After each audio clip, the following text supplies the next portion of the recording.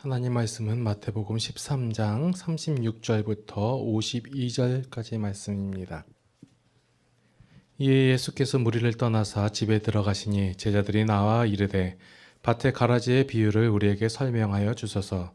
대답하여 이르시되 좋은 씨를 뿌리는 이는 인자요 밭은 세상이요 좋은 씨는 천국의 아들들이요 가라지는 악한 자의 아들들이요 가라지를 뿌린 원수는 마귀요 추수 때는 세상 끝이요 추수꾼은 천사들이니 그런즉 가라지를 거두어 불에 사르는 것 같이 세상 끝에도 그러하리라. 인자가 그 천사들을 보내리니 그들이 그 나라에서 모든 넘어지게 하는 것과 또 불법을 행하는 자들을 거두어내어 풀무불에 던져 넣으리니 거기서 울며 이를 갈게 되리라. 그때의 의인들은 자기 아버지 나라에서 해와 같이 빛나리라. 귀 있는 자는 들으라. 천국은 마치 밭에 감추인 보화와 같으니 사람이 이를 발견한 후 숨겨두고 기뻐하며 돌아가서 자기의 소유를 다 팔아 그 밭을 사느니라. 또 천국은 마치 좋은 진주를 구하는 장사와 같으니 극히 값진 진주 하나를 발견하며 가서 자기의 소유를 다 팔아 그 진주를 사느니라. 또 천국은 마치 바다에 치고 각종 물고기를 모으는 그물과 같으니 그물에 가득함에 물가로 끌어내고 앉아서 좋은 것은 그릇에 담고 못된 것은 내버리느니라. 세상 끝에도 이러하니라. 천사들이 와서 의인 중에서 악인을 갈라내어 풀무불에 던져 넣으리니 거기서 울며 이를 갈리라. 이 모든 것을 깨달았느냐 하시니 대답하되 그러하오이다. 예수께서 이르시되 그러므로 천국의 제자된 서기관마다 마치 새 것과 옛 것을 그 곳간에서 내오는 집주인과 같으니라. 아멘. 자, 오늘 본문이 조금 길기 때문에 이 내용을 깊게 들어가거나 그러면 중간에 끝날 수도 있겠어요. 어차피 끝나는 시간은 같기 때문에 내용을 짧게 하면 뭐 더 일찍 끝날 수도 있겠고요. 자, 성경에서 적혀진 것, 성경에서 주로 나타내고자 하는 것은 하나님께서 행하신 일이 이렇다. 하나님께서 이러한 일을 행하셨다. 그게 바로 너희 지금 말씀을 보고 있는 하나님의 백성들, 성도들에게 향한 하나님의 선포라고 말씀을 드렸습니다. 그렇기 때문에 하나님의 행하심을 일부러 우리에게 안 알려주거나 감추거나 아니면 어렵게 하거나 그렇지 않는다는 거예요. 일반적인 종교에서 그 종교의 내용을 깨닫고자 한다면 수많은 고행을 해야 되고 참선을 해야 되고 막 감춰 있기 때문에 그것을 알고자 수많은 노력을 해야 합니다. 그러나 성경은 하나님께서는 하나님 자신의 행하신 일을 성도가 알기를 원하시기 때문에 다 드러내어 주시고 감추지 않으셨다는 거예요. 그런데 여기에 많이 동의를 안 해요. 왜냐하면 감춰져 있을 것이라고 생각하고 아주 어렵다고 생각하기 때문에 이게 잘 모르고 감춰져 있다라고 생각되는 이유가 바로 하나님에 대한 관점이 다르기 때문에 그래요. 인간적으로 보는 관점으로 하나님의 것을 바라보니까 이것은 아니다라고 보는 거예요. 오늘 본문에서 등장하는 이제 백성들은 지금 알 수도 없고 듣지도 못한 자라고 했어요. 바로 전에 본문에서. 그래서 예수님께서는 이 알 수도 없고 듣지도 못하는 이 죽은 자들을 살리시러 이 땅에 오신 거예요.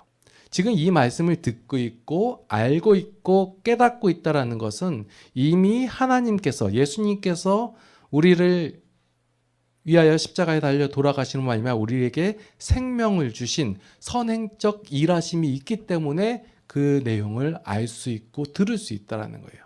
지금 여러분들이 하나님을 믿고 있고 하나님 말씀을 듣고 있고 한다는 것은 이미 하나님의 일하심이 있었기 때문에 나타난 결과로서 들을 수 있는 자가 되었고 볼 수 있는 자가 되었고 알 수 있는 자가 되었다라는 거예요. 자, 오늘 36절부터 말씀을 봤는데요. 참 그 사람들의 관점이 어떻게 다른지 한번 앞에 내용 한번 보고 내용 볼게요. 앞에서 보면 앞에서 예수님께서 이제 씨 뿌리는 비유를 했잖아요. 그리고 나서 이제 제자들한테 그 내용을 설명하는 거예요. 자, 그러면 자, 19절에 보니까 18절 그런즉 씨 뿌리는 비유를 보라.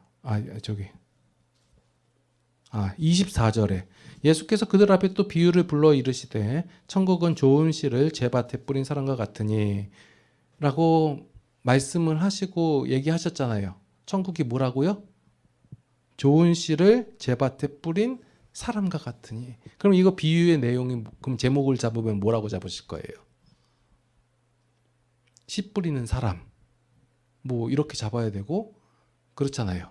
근데 제자들이 와서 질문을 하는 거예요. 오늘 36절에 보니까 자, 이에 예수께서 무리를 떠나서 집에 들어가시니 제자들이 나와 이르되 밭의 가라지의 비유를 우리에게 설명하여 주소서.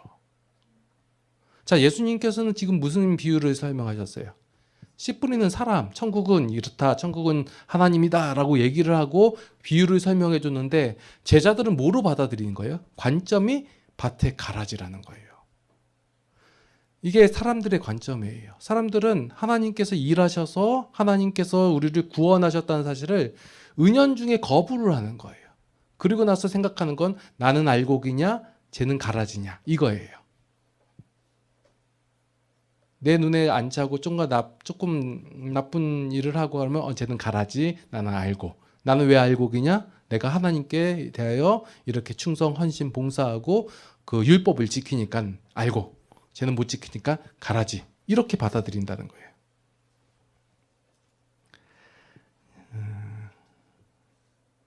그래서 오늘 본문 42절에 보면 이 불법을 행하는 자들 해가지고 풀무불에 던져 넣으니 거기서 울며 이를 갈게 되리라라는 말씀이 있어요. 불법을 행하는 자들을 풀무불에 던져 넣으면 이 사람들이 거기서 회개를 하죠. 그런가요? 이거 제가 계속 뭘 말씀을 드리냐면 여러분들이 생각하는 사람들은 안 좋은 일을 당하거나 심판을 받거나 그러면 회개할 줄 알아요. 그런데 죄인들은 절대 그렇지 못한다라는 거예요. 뭐 하냐면 거기서 울며 회개한다가 아니라 울며 일을 간다고 되어 있어요. 그러니까 지금 구분이 확연하게 되는 거예요. 하나님의 백성들하고, 그러니까 하나님께서 백성 삼으신 그 사람들하고 일반적인 가라지인 사람들하고는 가라지에게 아무리 듣지 못하고 보지도 못한 자에게 아무리 얘기해도 소용없다라는 얘기예요. 그들은 하나님의 것을 옳다 하지 않고 따르지 않고 자신의 관점과 방식이 옳다라고 생각하고 그렇게 사는 거예요. 들을 수도 없고 알 수도 없는 자들이에요. 그러나 지금 말씀을 듣고 있는 너희는 지금 너희가 지금 듣고 있고 회개하고 있고 하나님에 대해서 알고 인정하고 있지 않은가? 그러면 그게 어떻게 된 거냐? 바로 예수님의 일하심에 하나님의 일하심의 결과로서 너희가 된 것이다 라고 지금 말씀이 선포되고 있는 거예요.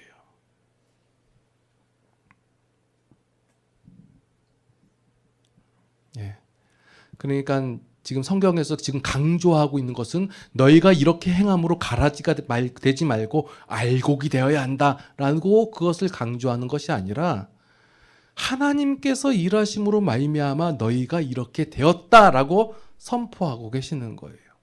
이게 참 우리의 인간적인 생각에서는 안 맞는 내용이에요. 왜냐하면 사람들은 내가 무엇인가 행함으로 내가 무엇인가 투자하고 에너지를 쏟음으로 말미암아 결과가 나타나는 걸 원하지 다른 누군가에 의해서 되었다라고 하면 그것에 대해서 별로 값어치를 치지 않는다는 거예요. 우리의 신앙도 지금 이렇게 되어가고 있어요. 내가 신앙 가운데서 이렇게 헌신하고 지금 바리새인들과 서기관들을 책망하면서 하는 내용들이 계속 이어지고 있는 거거든요. 지금 바리새인들이 자신의 율법 행함을 인하여 자신의 의라고 드러내고 있을 때 예수님께서는 너희의 그 행함으로 되는 것이 아니라 하나님의 행함으로 된다라고 그것을 선포하고 있다는 거예요. 지금 우리 기독교 교회 안에서도 마찬가지예요. 우리가 어떠한 의를 행하고 율법을 지키고 어떤 헌신과 희생을 함으로 말미암아 우리가 구원을 이루는 것이 아니다라고 분명하게 선포하고 있는데 우리는 자꾸 그 선포에 귀를 닫고 있는 거예요.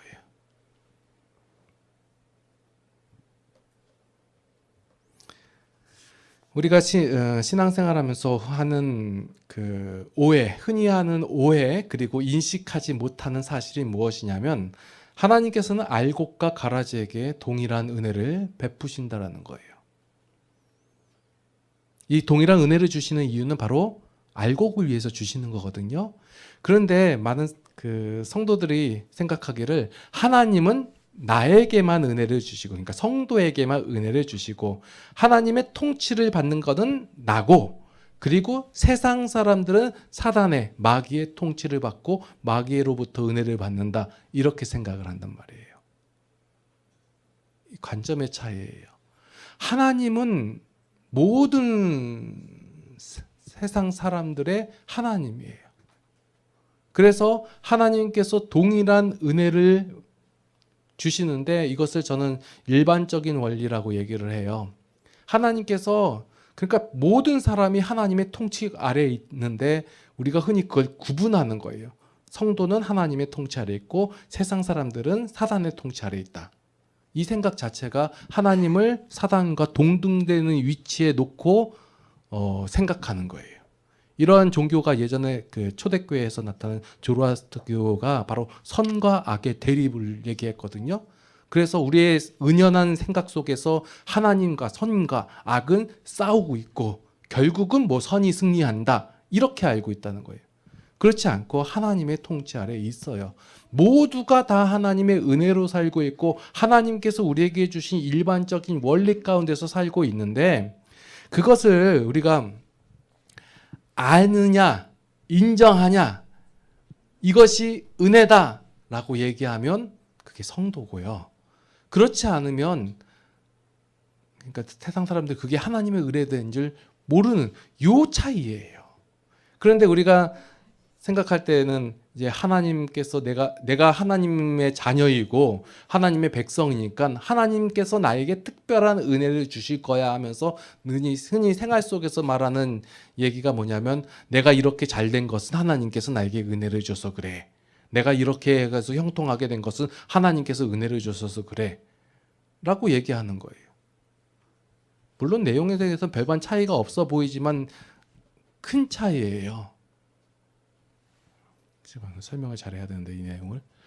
예. 세상 사람들도 하나님의 은혜 가운데 살아요.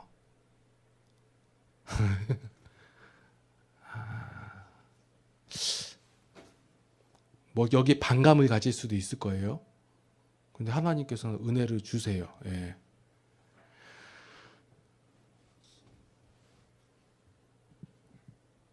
신자하고 비신자의 유일한 차이는 하나님께서 은혜 주신 내용을 가지고 이게 하나님께로부터 왔다라는 것을 고백하는 것, 그 차이밖에 없어요. 그리고 하나님께서는 내가 성도니까 나에게 특별한 것을 더 주실 거야 라고 얘기하면서 성도들이 무엇을 기대하냐면 그 특별한 것이 일반적인 원리를 행함으로써 얻을 수 있는 것들을 특별한 것이라고 생각하는 거예요. 예를 들어서 내가 하나님의 자녀잖아요. 그럼 어떤 A라는 성도가 하나님의 성도의 사람이에요. 하나님의 백성이에요. 그런데 하나님의 일에 열심을 내고 충성도 하고 하나님의 백성 이런 것도 알고 하니까 이 사람이 무슨 사업을 하는데 잘 됐어요. 그러면 하나님께서 은혜를 주신 거죠. 맞아요. 은혜 주신 거 맞아요.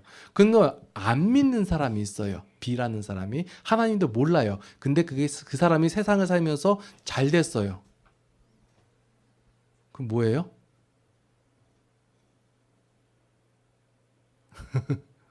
이 사람에게도 하나님께서 일반적인 원리를 주셨고 우리에게도 일반적인 원리를 주셔서 하나님께서 이것을 확 뒤틀어서 주시지 않아요.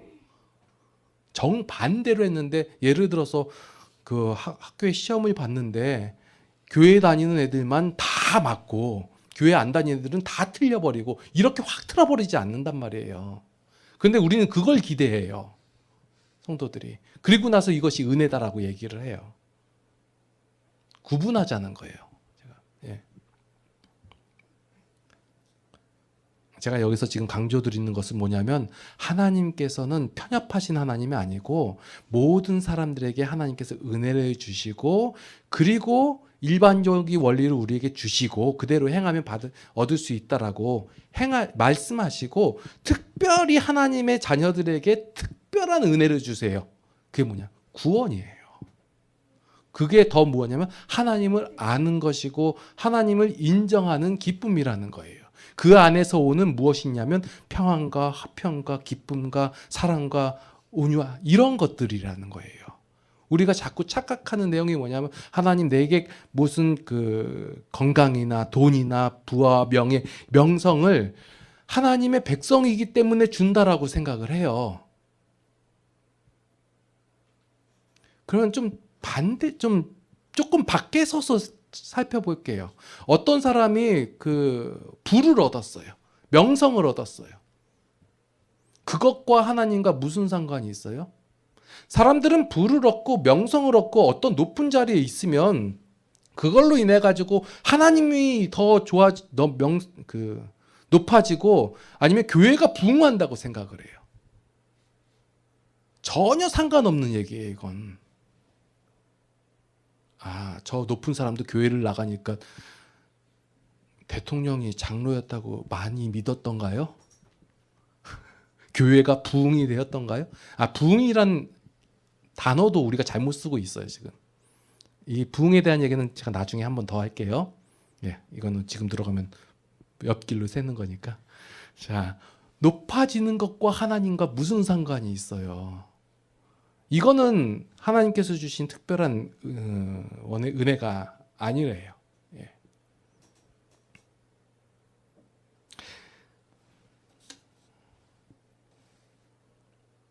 우리가 이 관점만 바꾼다면 하나님의 말씀에 대해서 하나님에 대해서 좀 더 자세히 알 수 있고 우리의 고백된 삶 그리고 신앙의 삶이 좀 더 윤택하고 평화롭게 될 거예요.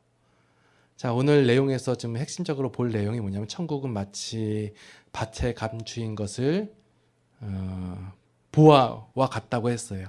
사람이 이것을 발견했어요. 그런 다음에 뭐래요? 자기의 모든 것을 소유를 다 팔아서 그 밭을 산다는 거예요. 자, 이 사람은 그 보화를 캐내려고 밭을 갈았죠. 이렇게 생각한단 말이에요. 우연히 발견된 거예요. 그리고 이 보화를 아는 자예요. 그러니까 뭐예요? 밭에 자기 소유를 다 팔아서 그 밭을 사는 거예요. 그래야지 그 소유, 그 안에 있는 밭 안에 있는 것이 자기 것이 되기 때문에 이것은 아는 자가 행할 수 있는 것이에요. 그리고 동일하게 45절에 보니까 좋은 진주를 발견한 자가 어떤 행동을 하냐면 자기의 소유를 다 팔아가지고 진주를 사는 거예요. 사람들은 이러한 행동을 바라보고 뭐라고 얘기하냐면 그가 희생했다, 헌신했다 이렇게 얘기하는 거예요. 자, 보화를 나중에 지금 보면 어떤 사람이 자신의 소유를 팔고 있잖아요. 그러면 그 주변 사람들이 뭐라고 얘기해요? 왜 그런 짓을 하냐? 뭐 하는 짓이냐? 쓸데없는 짓이다 하는 거예요. 근데 나중에 진주와 보화를 보여주면 뭐예요? 지혜로운 행동을 했다. 이렇게 얘기하는 거예요. 우리의 신앙이 이런 거예요. 좋은 것을 아는 자가 행하는 삶이에요. 우리가 흔히 말하는 헌신, 희생 이런 것은 지금 자기 소유를 모두 파는 것을 이걸 헌신이라고 얘기하는 것도 아니고 희생이라고 얘기하는 것도 아니라는 거예요. 자, 지금 이 그 보화를 얻은 자기 밭을 산 사람, 진주를 구한 사람, 이 사람에게 또 다른 보상이 있을까요, 없을까요?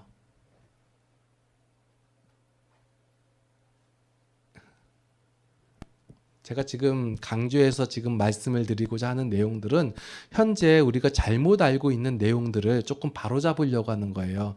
보통 성도들이 뭐라고 하냐면 제가 하나님을 위하여 하나님의 영광을 위하여 하나님의 사역을 위하여 이렇게 헌신하고 수고하고 봉사하고 희생했습니다. 그러니 하나님 나에게 보상을 주시옵소서라고 얘기하는 거예요. 누군가에게 우리가 전도를 하고 그리고 봉사를 하고 희생을 하는 것은 희생을 했으니까 하나님 나에게 복을 주시고 축복을 주시옵소서라고 얘기하는 것은 이미 우리가 갖고 있는 것을 모르는 증거예요.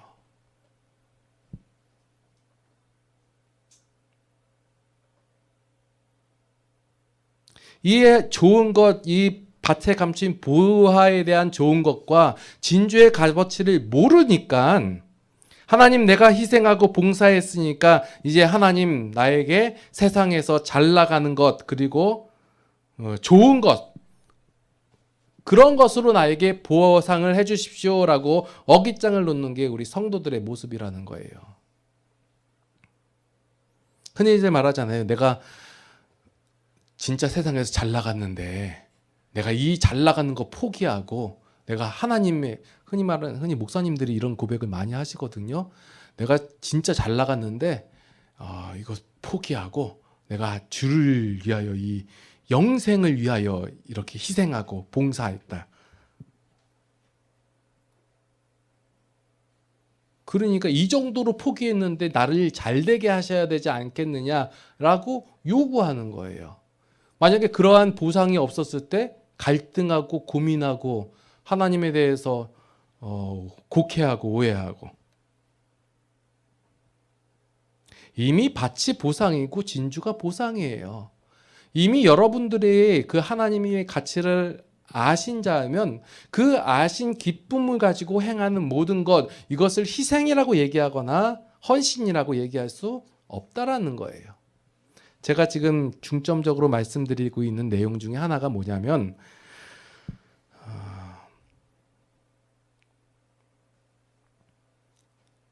그러니까 우리가 이렇게 희생하고 봉사하고 헌신하는 이러한 것들은 내가 좋은 것을 이미 알고 그것을 취한 자로서 나타나는 당연한 결과고 표현이라는 거예요. 여러분들이 헌신함으로 말미암아 하나님께서 무엇을 더 주신다. 이것은 솔직히 말해가지고 우리가 애들 있잖아요. 애들이 공부 잘하면 아우 잘했다 하고 100점 맞아오면 야 용돈 10,000원 이렇게 하는 거와 마찬가지예요. 공부를 일단 잘하게 됐다는 것이 그것이 그에게 보상이라는 사실을 모르기 때문에 그가 가치 있어 하는 것을 가지고 내놓는다는 거예요. 근데 우리의 신앙이 언제까지 이래요? 사도 바울이 고린도 교회인가 성도들에게 얘기하잖아요. 단단한 것을 못 먹인다고. 예. 언제까지 연약하게 죽만 먹고 그래야 되나요?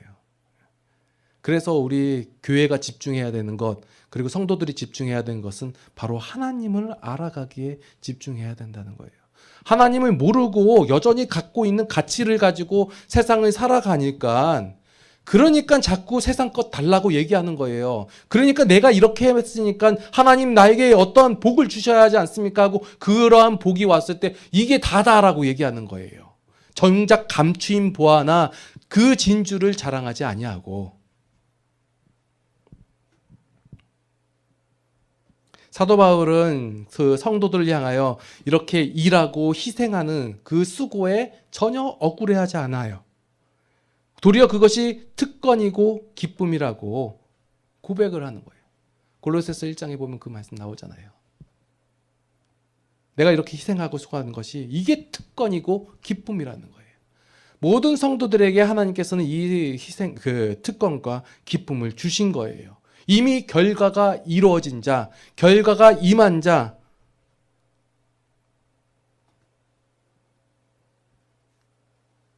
자, 그러면 우리에게 이런 기쁨과 그러니까 하나님께서 주신 이미 이루어졌잖아요. 예? 그러면 솔직히 말해서 희생과 헌신 안 해도 되잖아요. 더 이상 올 게 없다면. 성도들이 많이 희생과 헌신을 하는 봉사를 하는 이유가 성도들 아니고 일반 사람들도 마찬가지 희생과 헌신과 봉사를 해요. 그 이유가 목적이 뭐예요?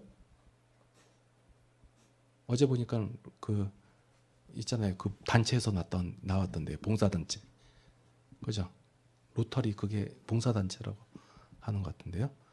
예, 하여간 나와서 봉사를 하잖아요. 뭐예요? 그 마음속에 뭐가 있는 거예요? 내가 희생하고 봉사를 함으로 말미암아 나에게 더 좋은 것이 오든지, 아니면 나중에 죽어서 그 좋은 것을 받든지, 아니면 내 자손들이 그 좋은 것을 누리게 하든지. 기독교하고 다를 게 없죠? 현재 얘기하고 있는 게.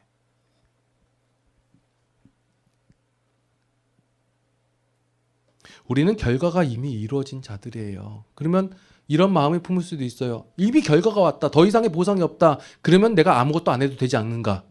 굳이 해야 하다는가? 그런데 사도 바울은 그걸 아는 자로서 더 헌신하고 희생하고 나중에 목숨까지 내놓은 거예요. 왜 그래요? 왜 그랬을까를 생각해야 돼요. 사람들은 다 면류관, 그리고 영광, 보상, 이걸 얘기한단 말이에요. 그런데 오늘 말씀 속에 계속 살펴보면서 제가 드린 말씀은 이미 임했고, 이미 얻었고, 이미 가졌잖아요. 이미 이루어진 자이고, 충분히 어떤 다른 보상으로도 채울 수 없는 큰 보상이 이미 이루어진 자잖아요. 근데 그런 자가 행한 삶이 보니까 어떤 삶이에요? 수고하고 헌신하고 희생하고, 그러면서 그것을 이게 내 특권이다, 기쁨이다 얘기하잖아요. 왜 그래요? 미쳤나요? 그러면서 사도 바울이 고백하는 게 뭐냐면, 빌립보서 3장에 내가 유대인 중에 유대인이요, 그리고 학문적으로 충분히 가졌고 자랑하잖아요. 그걸 내가 다 배설물로 여긴다라고 하잖아요. 이게 배설물로 여겨진 거예요. 그가 어떻게 해서 그렇게 된 거예요? 하나님께서 행하신 것을 알게 되고, 하나님께서 나에게 이 모든 것이 은혜로 주셨다는 사실을 깨달았기 때문에 기꺼운 마음으로 하는 거예요. 모르면 할 수가 없는 거예요. 모르는 자를 하게 하려고 하니까 자꾸 수단과 방법과 이런 것이 동원이 되는 것이고, 그러니까 곡해가 생기고 오해가 생기고 하나님에 대해서 잘못 알게 되는 것이고, 하나님께서 주신 것이 은혜인 것을 아는 게 신앙이에요. 다른 사람들은, 세상 사람들은 이게 은혜인지 몰라요. 하나님께서 주신 것인지 몰라요. 그냥 살아요. 가라지는 그런 거예요. 근데 성도는 알고는 안 그런 거예요. 이게 하나님께서 우리에게 주신 은혜라는 것을 아는 거예요. 그러니 그 하나님께서 은혜를 주셨잖아요. 그러면 우리를 흔히 이제 또 얘기하는 게, 하나님께서 은혜를 주셨으니까 너는 그 은혜를 갚아라라고 얘기해요. 근데 하나님께서는 우리에게 이러한 원리를 주시지 않고 그 은혜를 세상에게, 사람들에게 주라고 하는 거예요. 예수님께서 말씀하셨잖아요. 이 작은 자에게, 소자한테 한 행동이 바로 나에게 하는 행동이다. 한 소자를 섬긴 것이 나를 한 것이다. 하나님께서는 그 은혜를 우리에게 주시고 그 은혜를 하나님께로 갚아라라고 말씀 안 하세요. 그래서 사도 바울이 어떤 마음으로 가진 거예요? 그 희생과 헌신과 봉사를 하면서 그 기쁨 가운데 행하면서 이것이, 내가 행하는 것이 빚진 자의 마음이다. 로마서에서 말씀하잖아요. 우리의 신앙이 이렇게 돼야 되는 거예요. 하나님께서는 더 이상 여러분에게 어떤 보상을 주지 않으세요. 그 보상이 별로 중요한 게 아니에요. 여러분들이 이미 가졌고 이미 하나님께서 여러분에게 주셨어요. 뭘로요? 은혜로요. 오직 100% 하나님의 선하심으로 말미암아 주어졌고, 그리고 나서 우리가 그것을 아니까 뭐가 나와요? 희생과 헌신과 이런 게 나오잖아요. 이게 기쁨이고 이게 성도의 특권이에요. 그걸 세상 사람들한테 하는 거예요. 그러면 세상 사람들이 알아요? 몰라요? 몰라요. 근데 왜 해요? 빚진 자라서. 제가 그냥 쉽게, 제가 교회 안 해도 되잖아요. 그죠? 교회 안 해도 돼요. 그리고 뭐 이런 거 솔직히 말해서 그 설교 준비하는 거 힘들 때도 있는데 안 해버려도 돼요. 근데 왜 해요? 빚진 자라서. 내가 너에게 이것을 도와준다라는 개념 아니에요. 희생과 헌신을 할 때는 내가 갖고 있으니까 너에게 이것을 도와준다, 적선한다 개념 절대 아니에요. 왜 하는 거예요? 여러분들 하나님께로부터 다 빚진 자예요. 빚진 자이기 때문에 그 마음으로 행하는 거예요.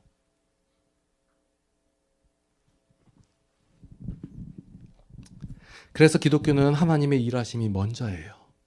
말씀을 통해서 하나님께서 이렇게 일하셨고 행하셨고 그 결과로서 우리가 되어졌기 때문에 당연히 너희가 이렇게 하는 것이 마땅하지 않느냐 이렇게 말씀하고 있는 거예요. 힘도 주시고 권세도 주시고 능력도 주시고 하나님의 마음도 주시고 하나님이 우리 안에 거하시고 그러니 이렇게 하는 것이 마땅하지 않냐라고 권유하시는 거예요. 하나님의 일하심으로 우리의 삶 속에는 수많은 간증거리가 있어요. 그러나 그것을 우리가 알지 못함으로 누리지 못하고 있을 것뿐이지 하나님께서 우리에게 은혜를 주시지 않는 것은 아니라는 거예요.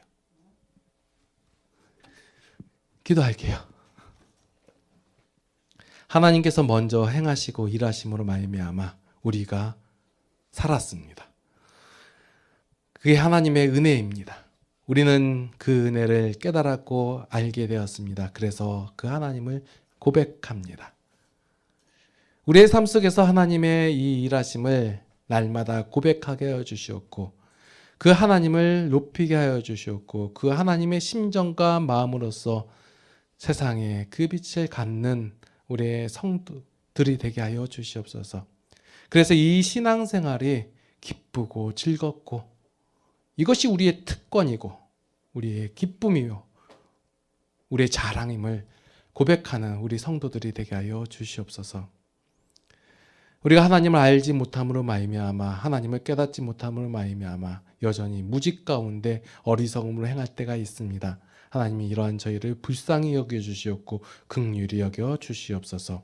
하나님을 아는 기쁨으로 말미암아 세상을 이기며 승리하며 기쁨이 충만한 삶을 누리는 세종누리교회 성도들이 다 될 수 있도록 하나님 인도하여 주시옵소서. 이제는 우리 주 예수 그리스도의 무한하신 은혜와 하나님 아버지의 극진하신 사랑하심과 성령님의 감화 감동 교통 인도 보호 역사하심이 이제 하나님의 은혜 가운데서 기쁨으로 삶을 누리기를 원하는 모든 성도들 머리 위에 이제로부터 영원토록 함께 하시옵기를 간절히 축원하옵나이다. 아멘.